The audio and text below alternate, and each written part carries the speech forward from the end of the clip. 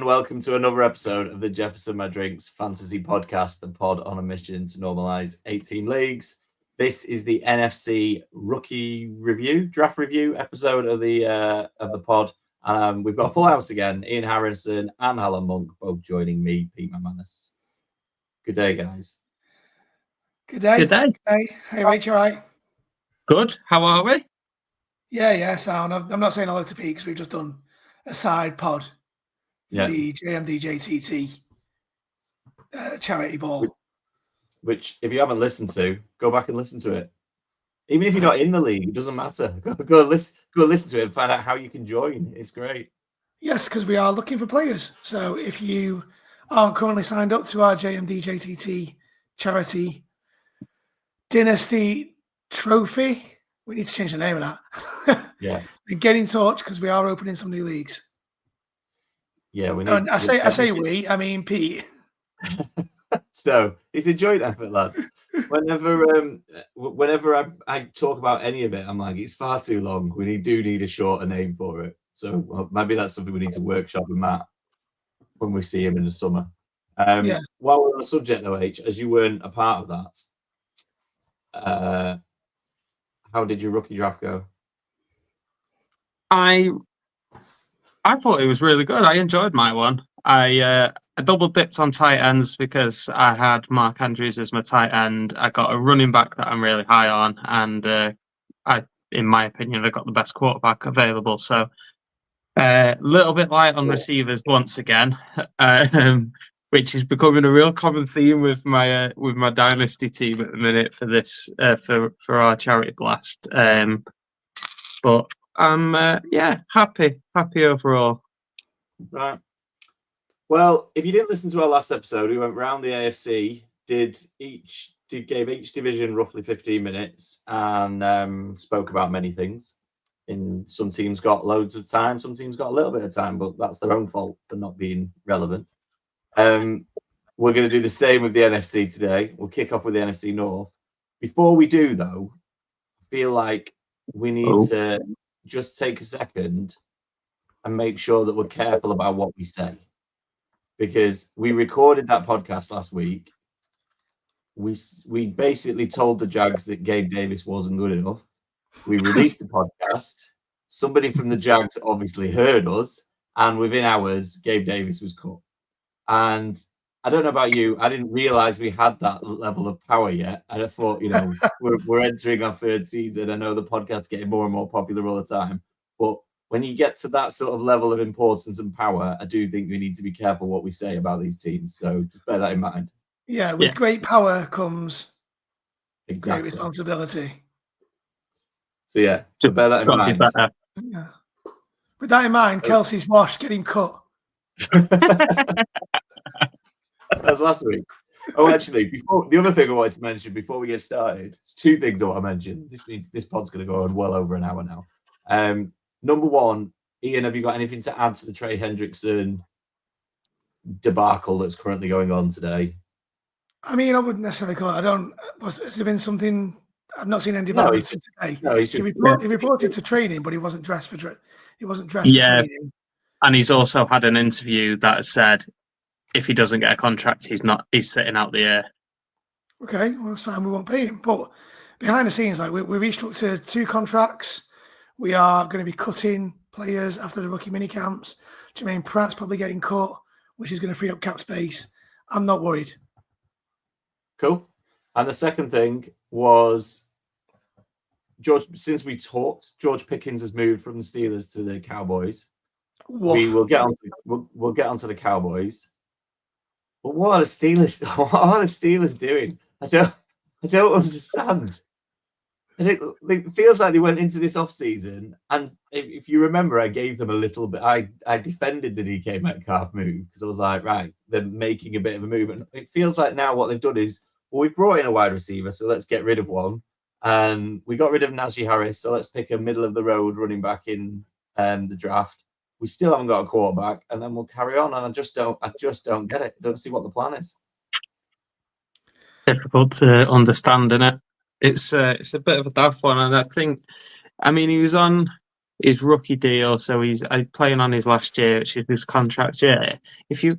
And I just think if you look at it this way, the Cowboys traded for Jonathan Mingo and gave a third for, or a fourth for, maybe. And they've now picked up George Pickens with virtually the same pick. Like, that's a steal. I just don't get what the Steelers are doing.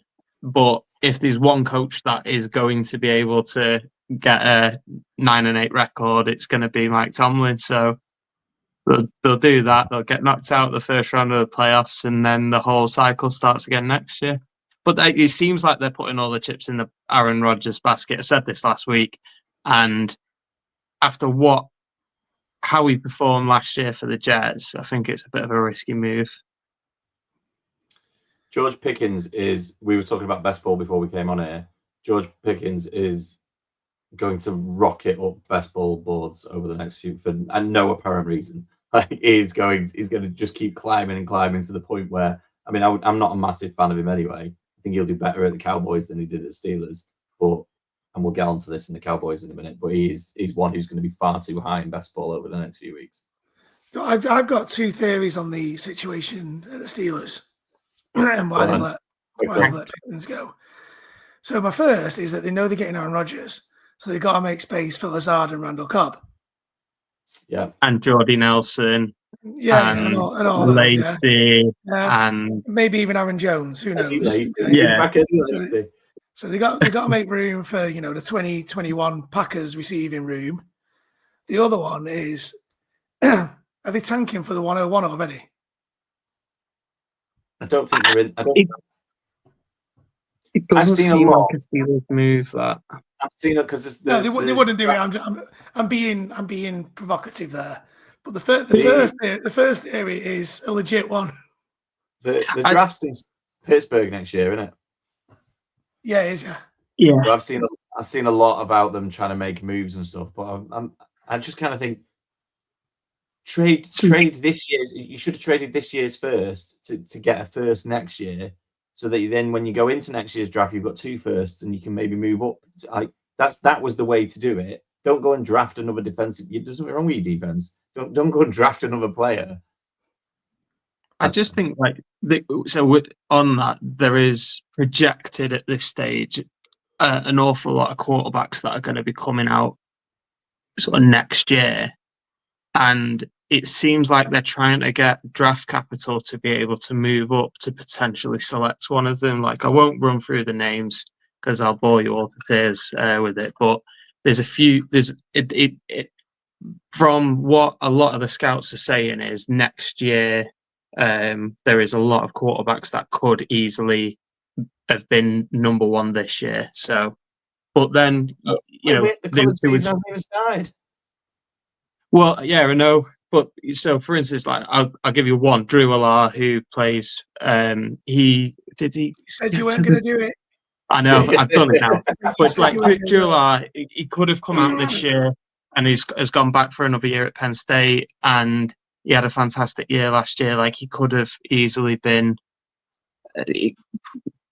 probably the second or third quarterback drafted this year. So they're projecting him to be really high. And then obviously the surname of Manning is floating about as well. So he's right up there. I won't go on, but there's a few others. Yeah. Some great chicken fillers. Should we get stuck into this NFC review? Yeah, go for it. Right, here we go. We'll kick off with the NFC North.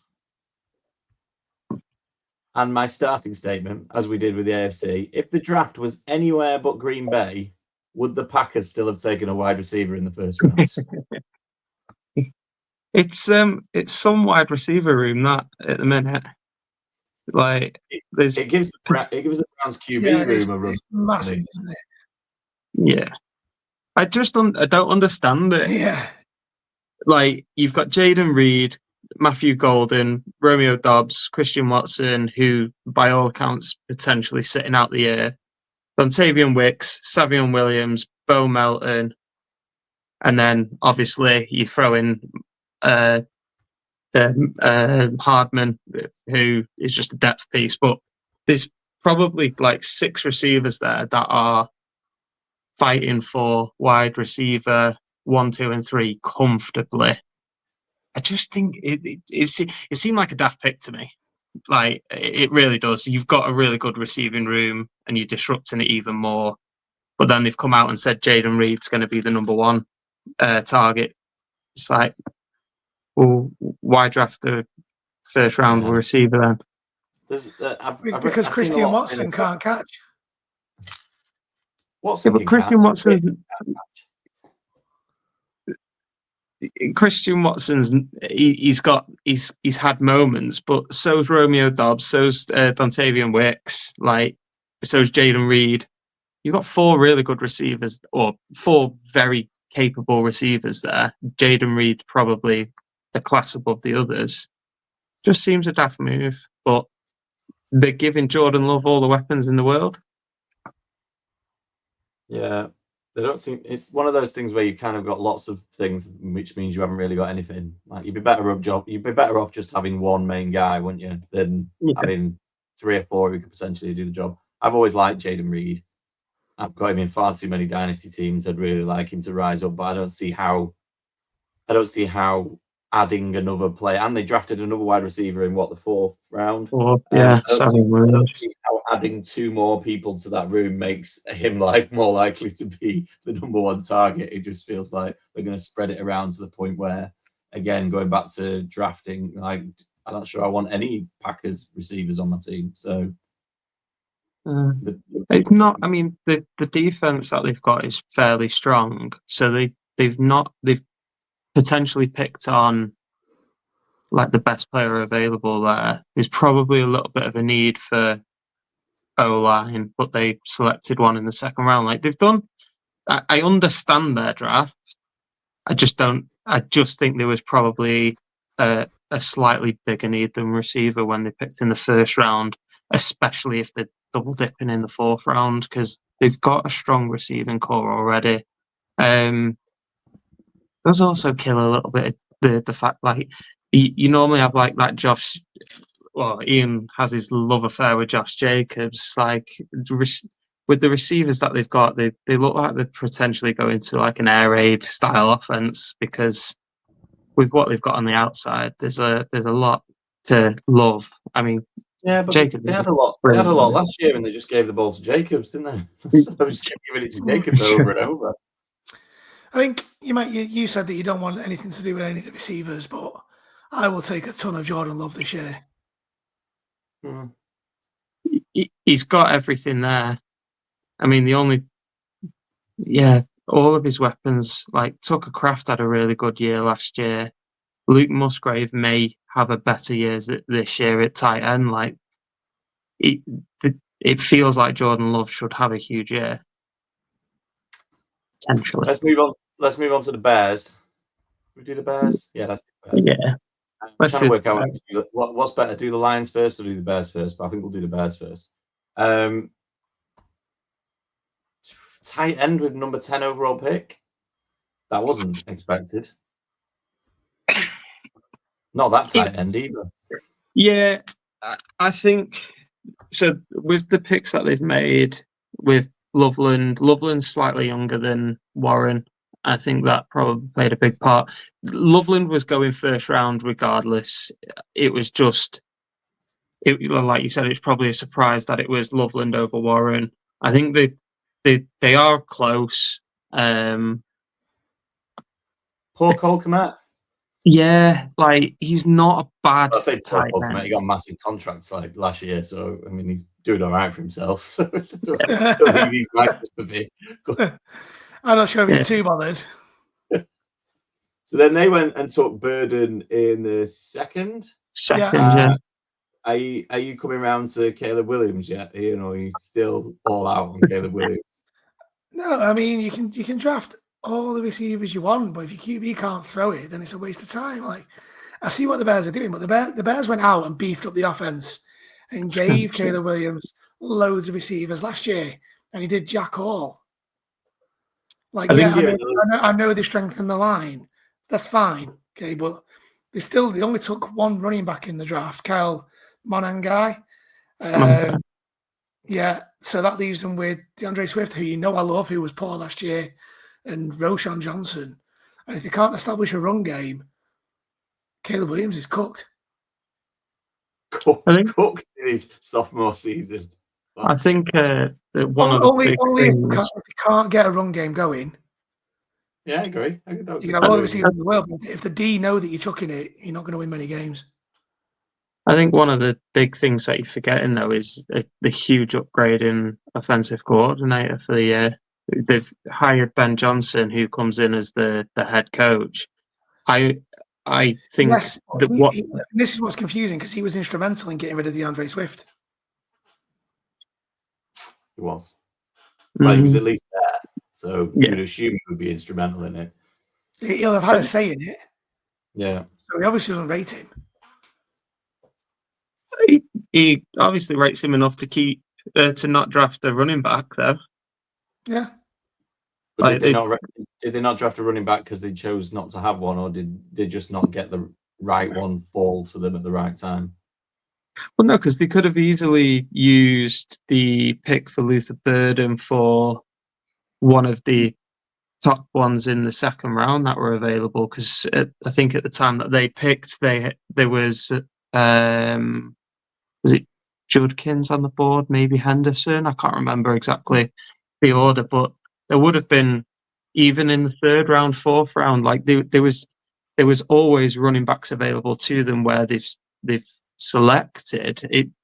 Like, it felt like Luther Burden dropped kind of into their lap, and it's Luther Burden. I said this on the rookie episode. Luther Burden in the right place could be fantastic, and I think Ben Johnson saw he was available and went, yeah, that's a player that I can use. Like, their receiving room's good, more Adunes, Burden, and then you throw in Loveland, who's a pass catching tight end. The concern is the running back room. I know you're high on Swift, Ian, but I don't see it. I don't see what you see in him. Judkins, just to interrupt there, Judkins went 36 to the Browns, Henderson went 38 to the Patriots, and then the Bears were on the clock at 39. So 39, that's what I mean. Maybe as like they were hoping Genty fell, which was never going to happen in the first, and then hoping one of those the other top four in terms of who got picked was going to fall to him in the second. They didn't get there. It's like you could go in with a plan. Like I went into our rookie draft this week with a plan. It's not going to plan, I can assure you. So it's like you can go in with a plan. And I'm not comparing me to the people who run the Bears, but it doesn't necessarily mean your plan's going to come off, does it? So no. I just feel like they've made the right moves this season. Like the moves to bring in Thuney, Dalman, and Jackson on the O-line. It gives Caleb Williams potentially more time than he had last year. And granted, I'll take it. You know, there was times where he held onto the ball way too long, but they're giving him every opportunity now. Yeah, I kind of like their first two picks. I think Burden's going to be a really good player. I prefer Tyler Warren, which obviously landed with the Indy Colts. But I can understand Loveland going where he did as well. Before we move on, would you rather have on your dynasty roster, would you rather have Luther Burden or Rome Odunze? Rome. I'm still high on Rome. But I'd agree. I think Burden could be special, but I just there's something about Adunes. Okay. Before we move on from the Bears, I have absolutely no basis for this, but I'm putting it on record now that I don't think it's going to work. I'm not. I've got nothing against Caleb Williams, but the whole Ben Johnson is the next Messiah. Something about the way his press conferences and everything I've seen, I'm like, just don't see it. Don't think it's going to work. So I'm putting it out there. We can come back to that in a few months / years time. We've got about 4.5 minutes left, and we've only done 2 teams. So let's quickly touch on the Lions. If Ben Johnson's going to reignite or change the Bears, does that mean that the Lions, we should be worried about the Lions and they're going to take a step back? No. No, I don't think so. I mean, they're not going to. I can't see them drastically changing the scheme. They've still got one of the most outrageous head coaches in the league that will just go for it and go for it and go for it. I think the amount of talent they've got on that roster, I won't want to say too big to fail, but they're definitely making postseason. I couldn't agree more. They're not going to crumble. No. And they made some really shrewd signings on defense as well that are going to help them out. And I know they selected the big defensive tackle first round in Talik Williams, but it's another team that they didn't really. I guess they had a need on defensive line because of Hutchinson, but they've picked up 2 guards, which was Tate Ratledge and Frazier. I can't see them taking a step back. I think they're a fantastic side. I think they're well run. I don't see them taking a step back. I think the Lions. You can't ask H a Dan Campbell question. I know, yeah. I've got him tattooed on my chest. Right. The Lions. I think the Lions' advantage, or the thing that needs to not be overlooked moving into next year, is how many injuries they had on defense last year. Yeah. So, which doesn't, as a team, you need to kind of go, right, well, the Lions are still. I mean, I don't think they'll go 15-2, but I mean, there's not that many teams who go 15-2 and then repeat it. So it's not me standing out and making a bold statement, but I do think they'll be favourites for the division. I think it's going to be last but not least, the Minnesota Vikings, who we found out today are coming to Europe and spending half of October here. So, yeah, it's a good year to be a Vikings fan. Yeah, is if you can get around and get the tickets. 2 minutes. Anything we want to touch on with the Vikings? Nope. I think it's going to be interesting to see how JJ McCarthy comes back. I think that's going to be the key piece for the Vikings more than anything. They picked up a guard, a receiver. Does JJ McCarthy make you nervous drafting Justin Jefferson? No. Justin Jefferson had quarterback after quarterback for a couple of seasons, and he put up yards. Jefferson's special. Same with Jamar Chase. Jamar Chase had Browning for a few weeks. Was it last season, the season before, and he still put up numbers. They're special players. I can assure you, as somebody who owned Jamar Chase when Browning had the ball, that was a painful watch, and he didn't put up big numbers. He didn't put up big numbers, but he put up better numbers than most wide receiver ones. I have Jefferson in Dynasty. Justin Jefferson managed to do it with the gastronaut and made him relevant. Yeah. And I think one of the key things with this is I think Jordan Addison helps as well. I know you two aren't keen on him for fantasy, but he's a very, very solid wide receiver too. You say that, but I've been checking with dynasty teams and he's in pretty much every one of them. I know. I'm not keen on him. Ian hates him at this point from the reactions we got at the back end of last year. But to be fair, that's because he drafted him in so many leagues, then finally stuck him on the bench, and then he went off. So yeah, that is the thing with Jordan Anderson. He'll always go off when you benched him. It'll be 4 or 5 weeks and nothing. You'll bench him and he'll go ballistic. You're right. I'll put him in my team now. Nothing. He is infuriating. Before we finish up then, as we've only got 10 seconds left, how, just quickly, as it stands now, how would you quickly rank this division? Close. Good answer, Ian. Yeah. Closer. Yeah, it's definitely closer. I think it'll probably be Lions. No, I can't call it. Lions first, Bears last, and then something else in the middle. Yeah, I think that's going to be a great division to watch. All of them could be in the hunt at the end, but we said that last year with the Bears, and they weren't. So, yeah. Lions, Packers, probably Vikings, Bears. As I've just said, I don't think it's going to work. There you go. Fair enough. Oh, I was supposed to press something then, wasn't I? Yeah, you were, mate. I thought like Whoops. I gave you this setup perfectly. Oh, Right. The NFC East. Oh, what a division. What an opening game we've got to look forward to. Lead the Cowboys to the slaughter in game one. So yeah. I saw an Eagles fan saying they've waited their entire lives to have the Cowboys in their stadium to watch them put a Super Bowl champions banner up. Yeah, I do feel a bit. I know a lot of people don't really care about the Cowboys. I feel a bit for their fans going into next year. It's a bit harsh. That's not really how you want to start the year. NFC East. We're going to start with a different team. We're going to move away from them. So my question is, how many different quarterbacks will throw to Malik Neighbors this season? 4. 4. No. So they already had Winston and Wilson. God, his name went out of my head then. Russell Wilson, Jameis Winston, and then they've added Jackson Dart in the draft. And Tommy DeVito. And Tommy DeVito's still there for now. Best agent in the world. So you think 4? I mean, you talk about Justin Jefferson being quarterback proof. He has proven that he is quarterback proof over the 1 year that he's been in the NFL. He's only had to do it for 1 year, but he didn't have anyone decent throwing him the ball.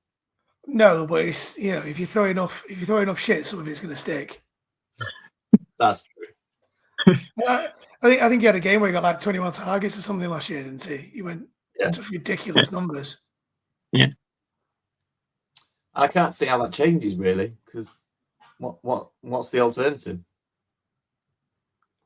There isn't, is there? They've not gone high and picked up big names in the draft or anything, have they? In terms of the players that they've drafted. Well, they didn't draft a single receiver this year. So it's looking like more of the same, just with better throwing. Yeah. Yeah. Well, you hope. Depending on who's throwing it, I guess.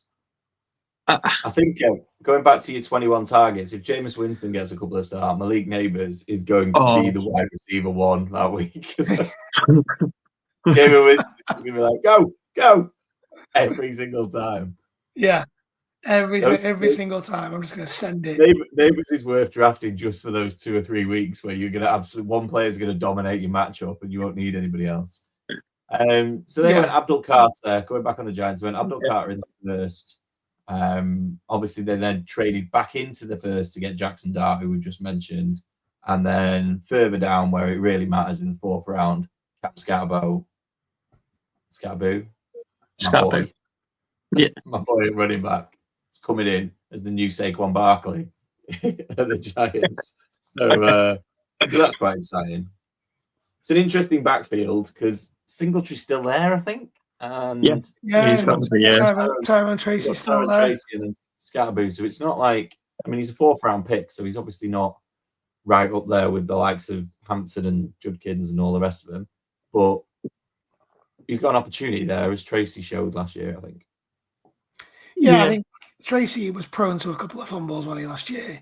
He looked decent when Devin Singletary got injured. Tracy became the de facto running back 1 and made a couple of fumbles, a really costly one in overtime in one game. I think if he doesn't sort that out, then it's I can't remember which game it was, but he fumbled the kickoff, didn't he? Yeah. Received the kickoff, fumbled it, and then he scored immediately. It was the Jags. Just kick the field goal. You're in range, and somehow they ran 3 plays and then kicked a field goal. Yeah. But if he sorts his fumbling problems out, I think he'll start as RB1, and I think Scarborough will have to challenge. Yeah, I'm interested to see Tracy this year because obviously he is a converted wide receiver, so I think there's a little bit there which makes him interesting because obviously he got the pass catching downs as well. Scatterbo is very much I'm going to try and run through you kind of running back, whereas I think Tracy's a little bit more elusive, and I think there'll be quite a nice combination. How it works, I don't know, but I do like Dable as an OC, so I think it'll be interesting, that one. I think they didn't draft a wide receiver hoping that there's going to be a big step up from the likes of Wan'Dale Robinson and Jalen Hyatt, which I think it's a huge risk. But when you've got a stud like Malik Neighbours, it's worth not risking it because you've got an absolute stud wide receiver. Yeah, it's daft. It's daft not drafting somebody else because they haven't got much with him. But as we've just been talking about the Packers, I think if you ask the Packers, would you swap 3 of your guys for Malik Neighbours? And they'd probably say, yeah, that sounds like it's a fair deal. You go, which 3 do you want? Because they're all the same. So, yeah, I suppose it depends on how you want to build your team. So the Super Bowl champions start at home to the Cowboys on Thursday Night Football, opening game of the season. We've talked briefly about Pickens going to the Cowboys. They didn't draft a running back because, I mean, why would you when you've got Javonte Williams and Miles Sanders? Well, they didn't draft a running back high up. They drafted one further down, didn't they? But, they took 2, one in the 5th and one in the 7th. So yeah. Jaden Blue in the 5th and Phil McCracken. I knew that's where you were going to go with that. In the 7th, what's his name? Mafar, whatever. Phil Mafar from Clemson. Phil Mafar? Yeah, Mafah. That honestly sounds like he's made that name up. Phil Mafar. Yeah, so it's Javonte Williams season again, is it? Looks like he's going to start out, but I wouldn't be surprised to see Jaden Blue coming into it. He was a good running back for Texas last year, so I think he's got a lot to offer there. But I'll be honest, I think the Cowboys have had a decent offseason this year. Like, some of the pickups that they've made, they've got, as Ian will tell you, probably the best backup quarterback in the league now, because he loves Joe Milton more than anyone ever in the world. They've got a fair, obviously Javonte Williams, Miles Sanders have struggled.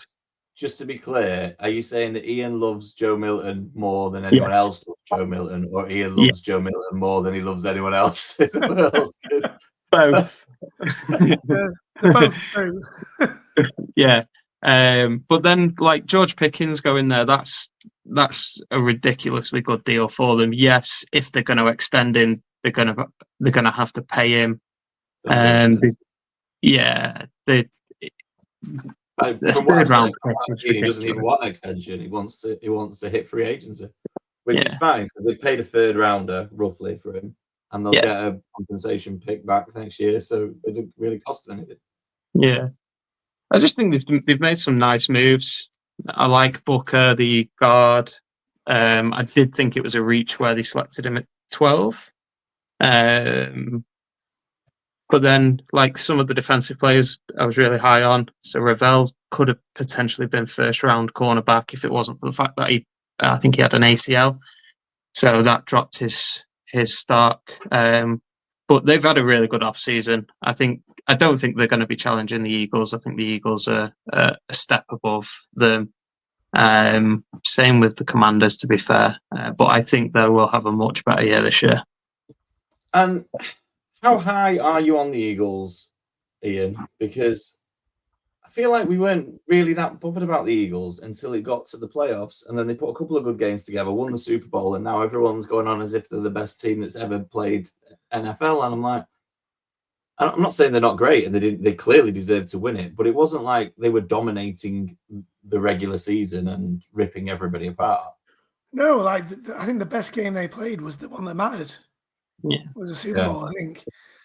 Which is how you win trophies. Yeah, it is. Yeah, I don't want to say scraped because it does them a disservice, but it doesn't feel like you say, they were just blowing teams out of the water and they were nailed on. Even going into the Super Bowl was bad. The Chiefs had problems on offense, and many people, including myself, were still thinking the Chiefs were going to do them. Yeah. Mm-hmm. So it's not like the Eagles have put a strong case to go in and beat the Chiefs, because the Chiefs hadn't scored 30 points against anyone, and I still thought they were going to beat the Eagles. Mm-hmm. Do you think they will throw the ball around a little bit more next year? No. I don't see why they would. If it ain't broke. Saquon Barkley had 345 rush attempts last year across 16 games. He didn't even play the 17th game, which is 50 more than he's ever had in his career in a season. He's 28. He's going, he'll be 29 at some point this year. That's a lot. I'm not sure. That's a lot to kind of go, yeah, let's give him the ball another 350, 370 times. Yeah, I think they are going to have to monitor his reps, and they've got him a ring now. Will they take the foot off the pedal with that? I don't think they will. If you are worried about that, though, pick up Will Shipley. We talked about running back rankings last week, didn't we? And H forgot about Barkley from what I can No, yeah. I was in the top 5. Who? It blew my mind when I listened back to it. I was like, how did I forget Saquon? Like you fingers crossed you look after H and just let Barkley drop to the 3rd or 4th round. But yeah, I'd like to see AJ Brown getting the ball a little bit more. I'd like to see a bit more consistency. Devonta Smith is my version of Jordan Addison. I feel like there's some big games in there, but he's just waiting for me to stick him on the bench, and then they're going to come out. So I'd like to see a little bit more consistency from him. I think God has sorted his contract out, and it's all, but it feels a bit like, I don't know, he's not going to be elite like you wanted him to be. H.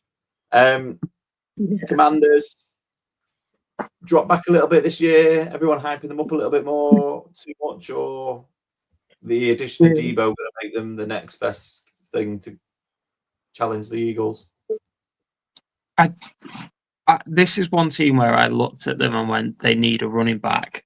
Because I don't know about you guys, but I'm not keen on Brian Robinson Jr. Austin let me tell you something, H, that I've learned tonight. they drafted a running back called Jacoby Krosky-Merritt. That's the one. In the 7th round. Yeah. The reason I know that is because I am so high on this running back for no reason other than he is an Austin Eckler injury away from potentially starting. Yeah, well, they still got McNichols there, Brian Robinson, Austin Eckler. Like he's got a fair fight to get reps. I just think that this was one team where I would go. I would have given Jaden Daniels as many weapons as possible. They obviously get. But they only have 5 draft picks. They only have 5. No, but they used it on a tackle who's likely going to be a backup tackle, and I understand there's never enough tackles, especially when you've got a franchise quarterback to protect. But they made a huge trade for Laramie Tunsil, who's one of the best pass blockers in the league. You bring in Deebo Samuel with a little bit of cap space that you've got. You re-sign Zach Ertz. Like, it's just all a little bit old. Like, yeah. That's a bit ageist. I'm going to be honest. Someone who is older than you, that's a bit ageist. It is. It's just a bit old, though. Like, if I had Jaden Daniels, I'd be wanting to give him as much opportunity and give him receivers that he can grow with. And I just don't think they've done that, or a running back where they can really develop a really nice partnership. We saw it last year. The majority of the big rushes that the Commanders did came through Jaden Daniels and those plays that he had. I just think they would.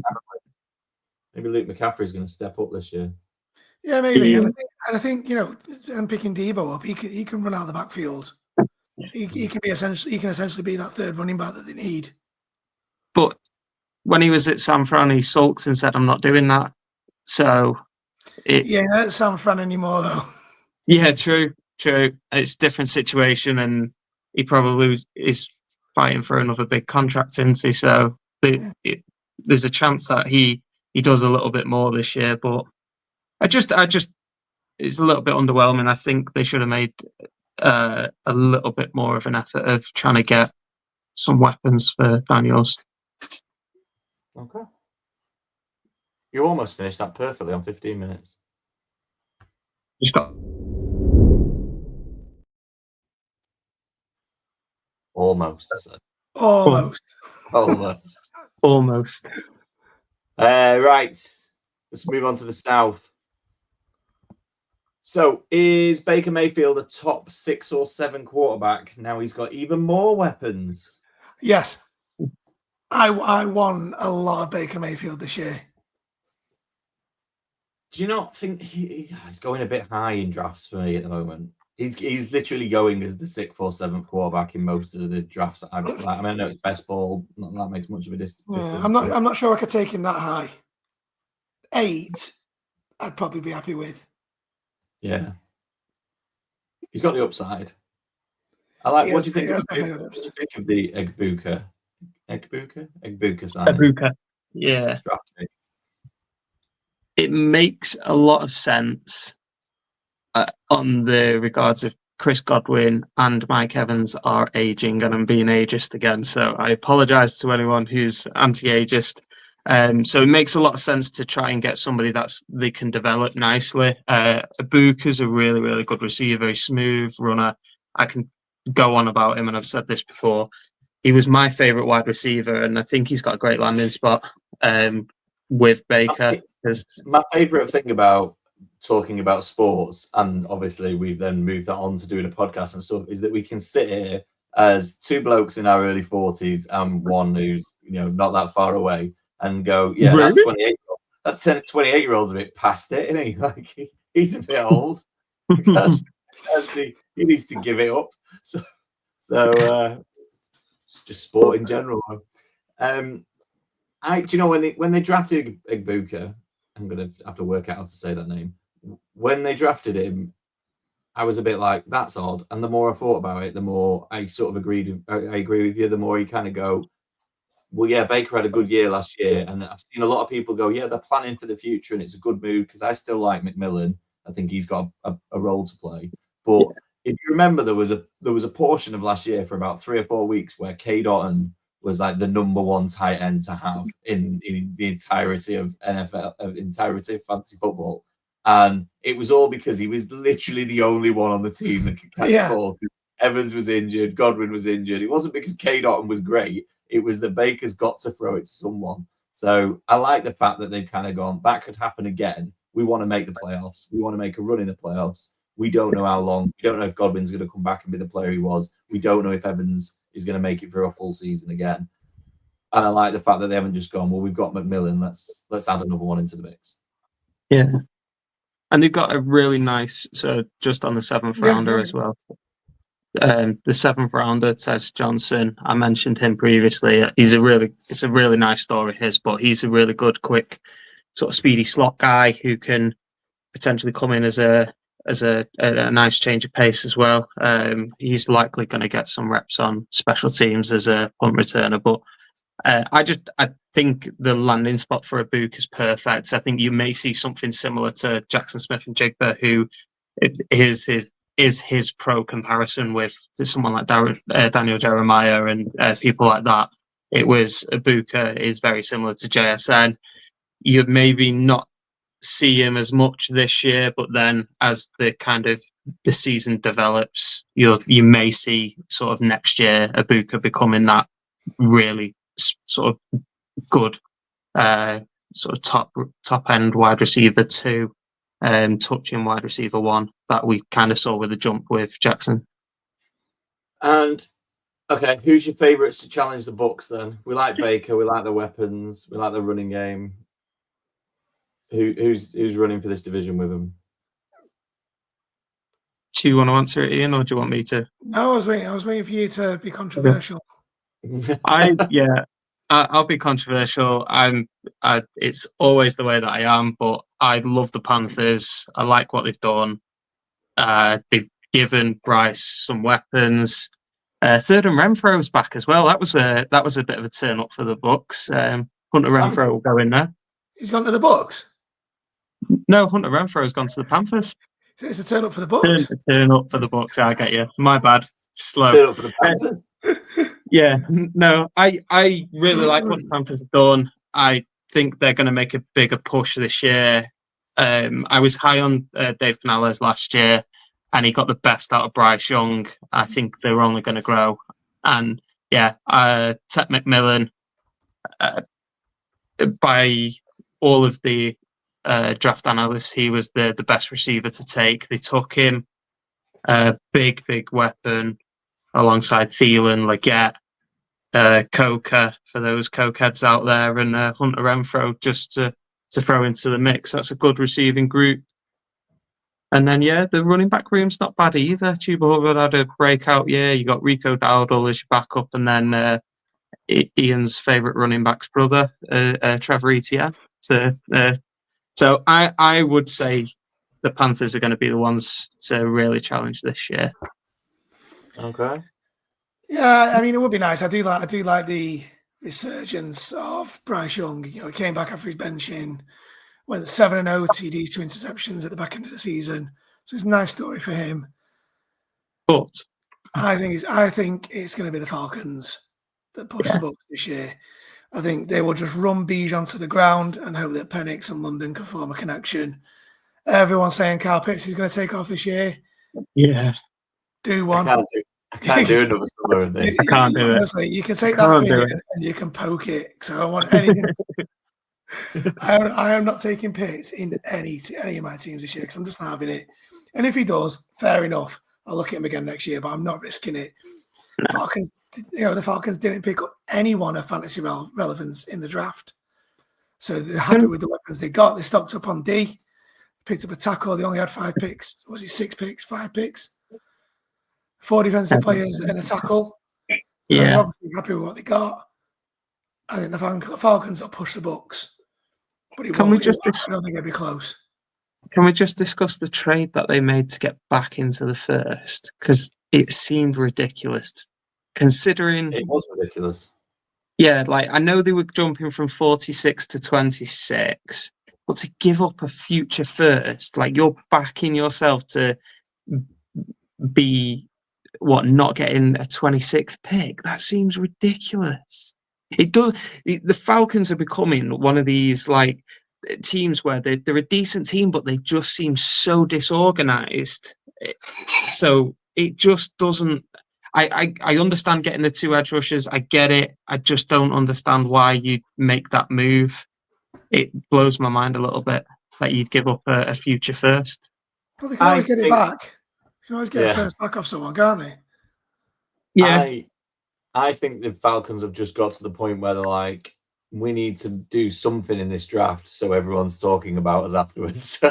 And they're not really bothered about whether it's a positive or a negative. And I mean, to be fair to the Falcons, we all came out of last year and went, why have you signed Michael Penix?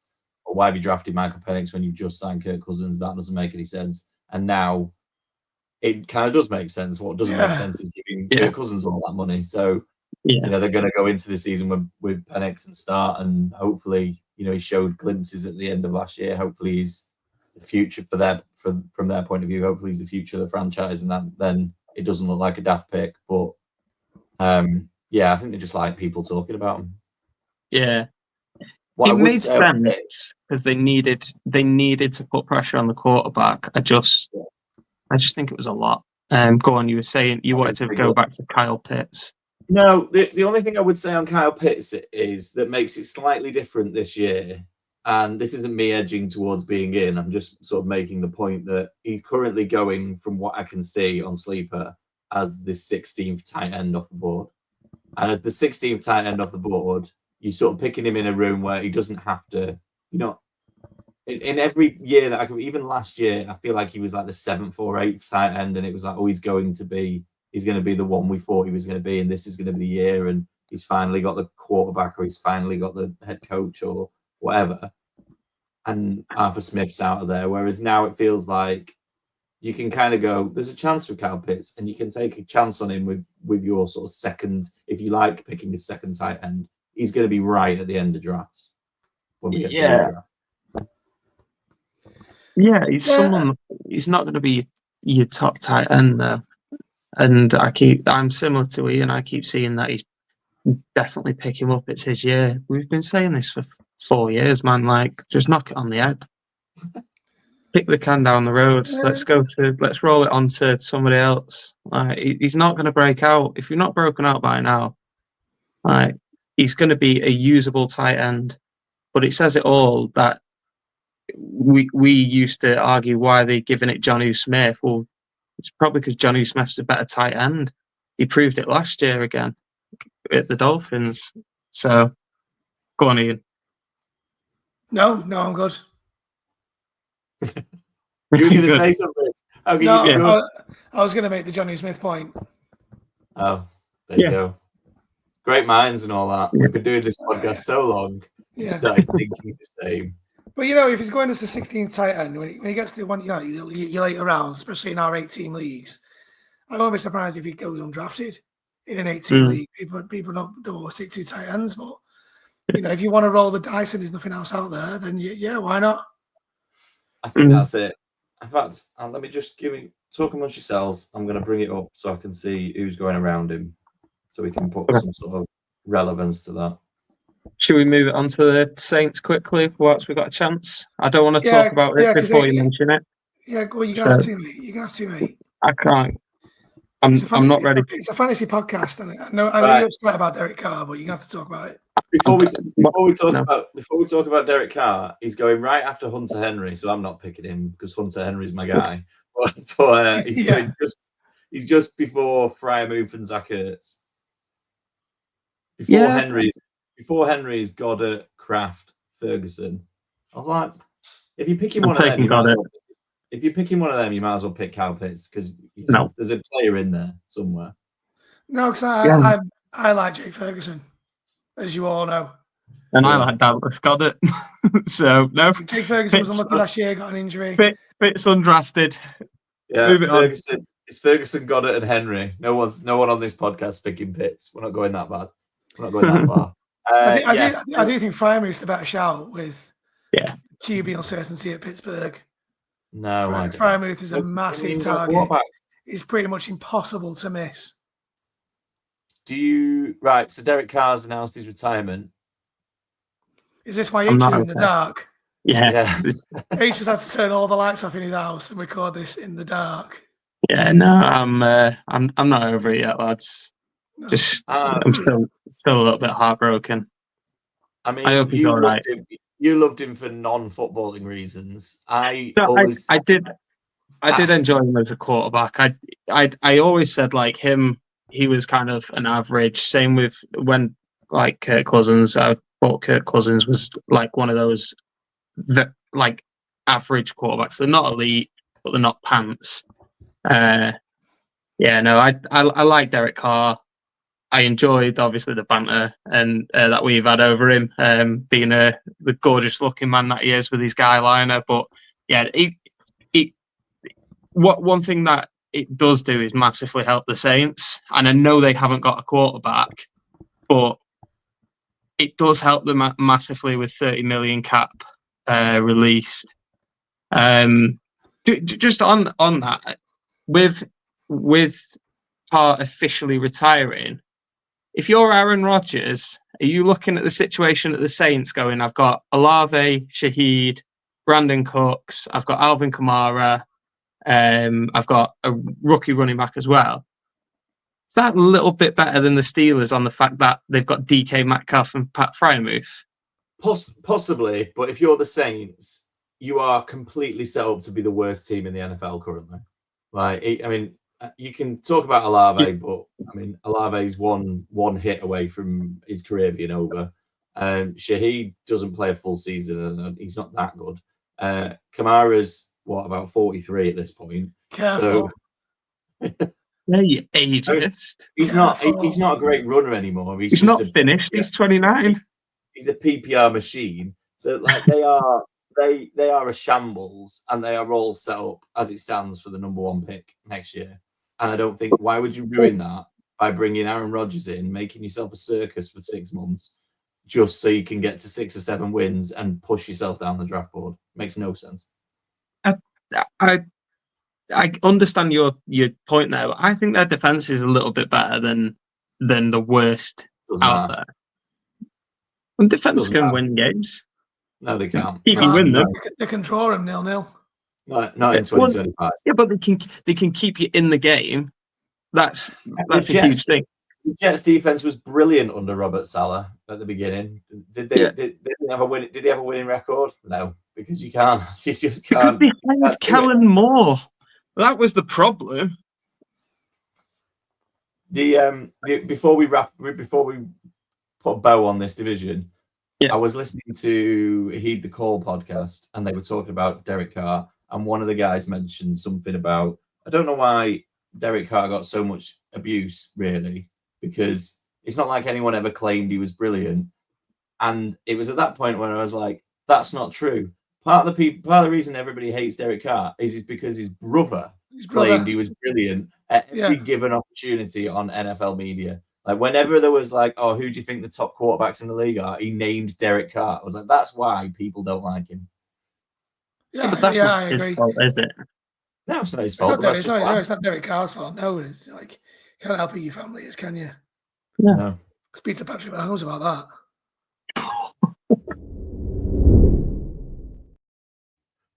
I was going to go with Shadir Sanders, but I think your Patrick Mahomes is actually. Oh, wow. Right, the NFC West. Last but not least, we've done 7 divisions over 2 podcasts, so we've got one more to go. The NFC West is McCann. We talked about this a little bit last week. Is CMC going to be the steal of drafts this year? Because I think he is. That is impossible to say. No, it's not. That's what we do. We go in here, we make bold predictions, we stick by them for 6 months until they're proven wrong. Bryce Young being a perfect example of mine, sitting here last year saying that he wasn't going to make it, and now he looks like half a decent quarterback. But it's like all the news coming out about CMC is that he's over his injury, he's going to be back to his best, and I'm not buying it because remember when he was injured last year, and up until just before kickoff, he was definitely starting the game. Yeah, then I ended up losing that game because of it. And the only reason people found out he wasn't starting the game was because the backup running back, was it Jordan Mason? Yeah. Tweeted that he was starting. Were they the Monday Night Football and everyone had gone to bed and right, was Sunday or Monday, yeah. Everyone had missed that CMC didn't start. So the Niners are liars, CMC is a liar. I'm not buying it. His dad said he was going to be all right, though. Oh, right, okay, yeah. Shadir Sanders' dad said he was fucking mint. Yeah. All right. How do you feel about the 49ers? Because I feel like everyone's, I don't know, a bit down on the 49ers this year. And I know they've lost a lot of pieces, but I still like what they've got.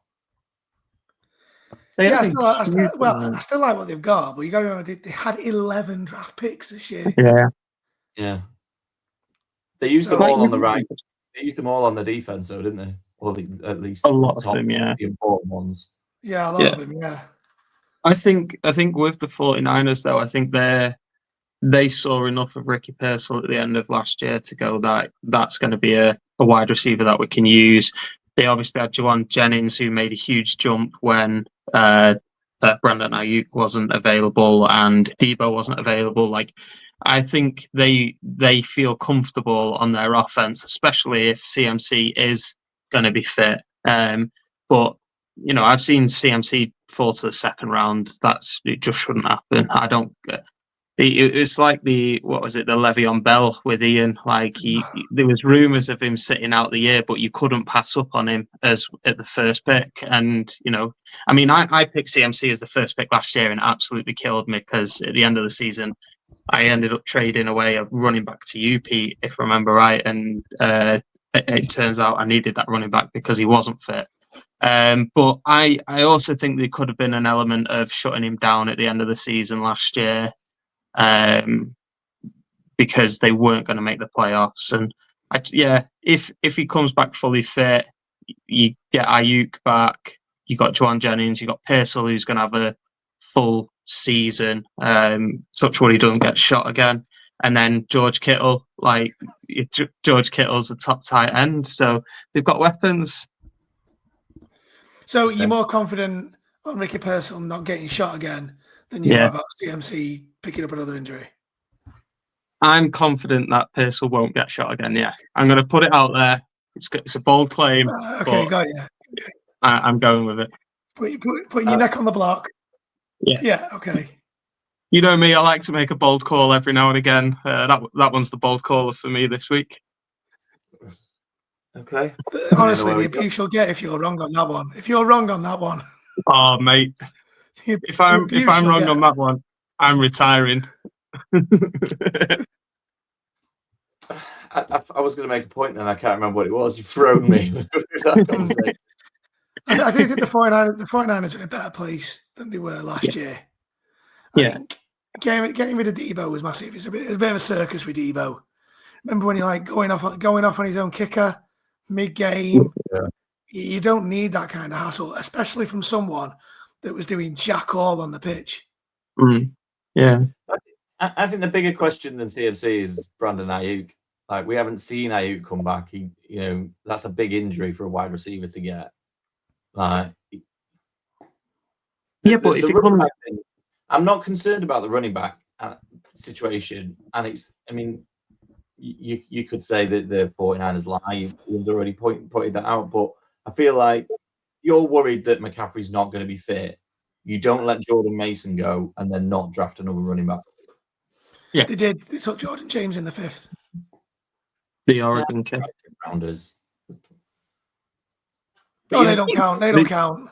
No, but Mason did a good job, and they just let him go for a 6th round pick. So same with Elijah Mitchell. Like Elijah Mitchell, when he was fit, wasn't bad, but they've let him go.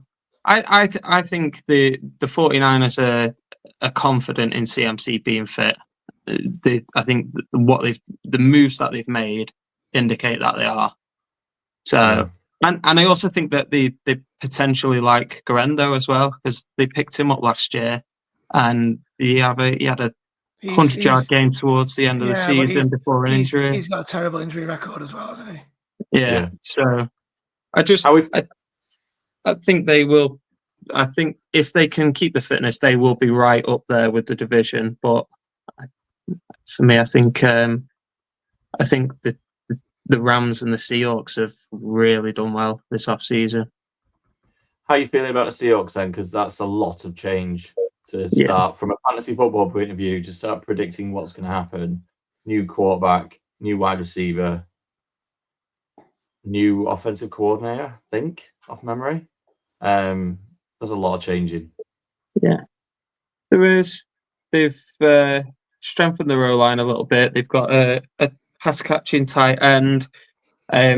With the head coach that they got. So why I'm really intrigued with the Jalen Milroe development, and I've said this on the rookie episode, he won't start this year, or he shouldn't start this year. He'll be developed.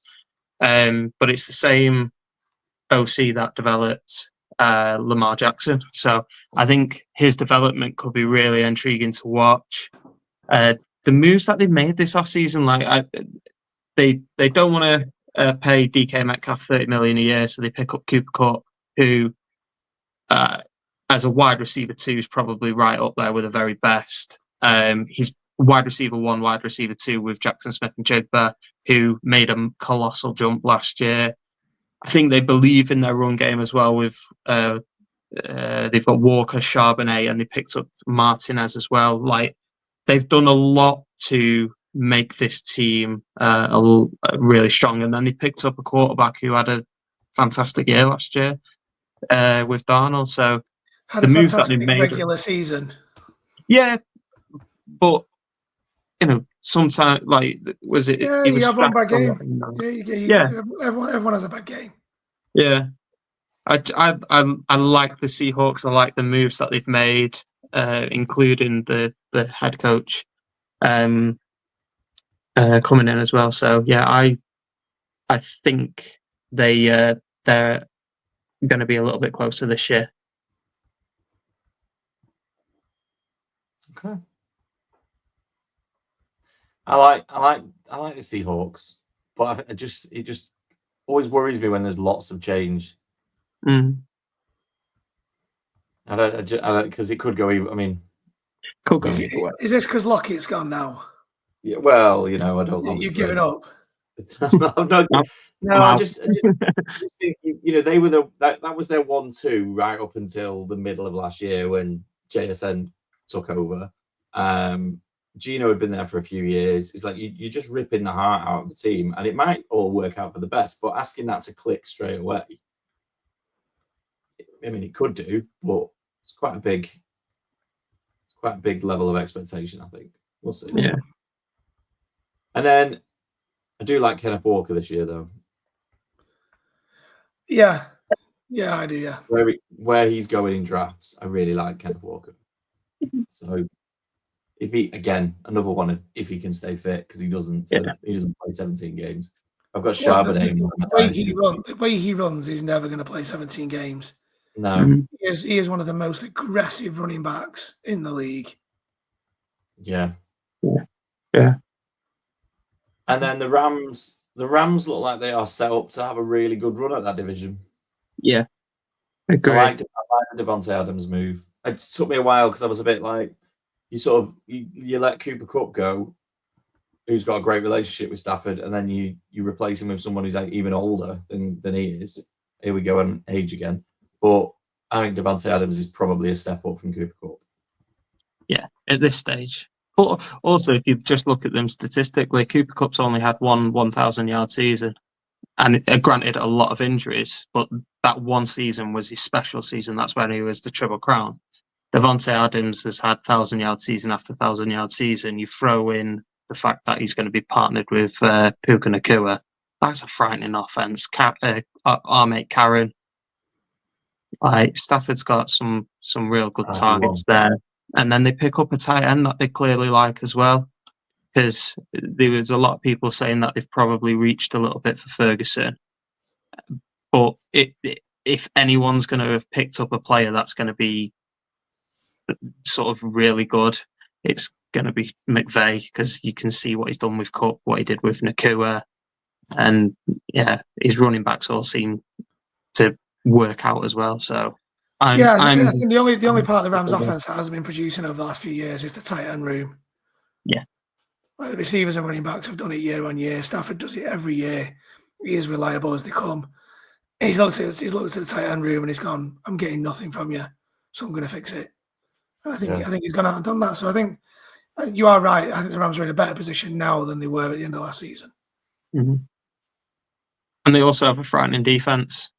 They've got a lot of young players on defense, and I know it's not fantasy relevant, but they are a team that are really sort of poised to make a push. And the fact that the rumours are Stafford wanted to stay with the Rams, he took less money to stay with the Rams, says a lot as well. Like he believes in what they're doing. And yeah, upgrading Cooper Kupp, which seems ridiculous to say, is a huge part of that, and they've done that. So they could be a really good team to watch down the stretch. I mean, to be fair, it's easy to take a pay cut to stay at the Rams when the option is to go and play in Pittsburgh. Well, yeah. I'll pay you. Especially when your wife's going, you want me to live where? Absolutely. Don't send me there. God, no. I'll stay in LA. Thank you very much. I do think it's very unlike the Rams to come out of a draft and an off season where they look better, but they've also managed to give themselves extra draft picks for next year. So they're set up with a second first round for next year now. 2 first rounders, 2 seconds, isn't it? Which is usually, I mean, we're used to the Rams just giving away draft picks left, right, and centre to try and make themselves better. So the fact that they've gone out and actually look like they could compete for that division and potentially compete for the NFC. And on top of that, if it goes wrong, they've got extra draft picks next year if Stafford decides this is his last year and they need to find a new quarterback. I do think it's been a good off-season for the Rams. And at a level where, I mean, obviously we're praising him, but I don't think everybody's ranting and raving about him. So at least currently, I don't think the expectation level is too high for him. Yeah. The question is, though, are they going to be able to compete with the Cardinals? So, I mean, it's just a team of your boys, this one, Pete. You might as well just go with this one. No, I don't know what it is about the Cardinals, but they always end up with one or two players where I'm like, I really like him. I thought it was telling that they didn't draft another wide receiver. They're expecting Marvin Harrison to make the jump this year, so I think that'll be on the coaching staff. And I saw someone today say that Marvin Harrison Jr. is the Trevor Lawrence of wide receivers. I was like, yeah, I can get behind that. That's a bit harsh after one season. So I think the thing with Marv is, I think we've already talked about it. He didn't have a bad year. It was just that Brian Thomas and Malik Neighbors had really, really good record-breaking years, and therefore it looks like the guy who was taken above them has failed a little bit. But I mean, it was 800 yards and 8 touchdowns, so it's not a disastrous start. Is it? No. He's going to have to do more this year, though. Yeah, and that's all down to Kyler, isn't it? And I like what the Cardinals did in the draft. Spend every pick on defense, just because Kyler's going to turn it over. They've got, to be fair, they do have weapons on offense. So obviously Kyler is the franchise quarterback. You've got James Conner, who's a really reliable running back. We didn't see the best of Trey Benson last year. He was the first running back drafted last year, if I remember right. Marvin Harrison Jr., Trey McBride are your two weapons. Then Michael Wilson's a handy, he would be a wide receiver 3 because of the McBride. It's not a bad team. I just feel like they may struggle to keep up pace with the Rams, the Seahawks, and the 49ers, because I think they are slightly better poised. It's all because I'm not overly keen on Kyler. He's a great fantasy quarterback, but I'm going to be honest, he wasn't a great fantasy quarterback last year. No, he wasn't. He didn't do anything. He did hardly any rushing last year. No. They need to let him run again. Let him run. And if he let him run and he can get that link up with Marvin Harrison right, it could be a different team. But they feel like one of those teams who are just destined to be 3rd or 4th in that division forever. So just keep throwing it 15 times to Trey McBride. Then I'll be happy.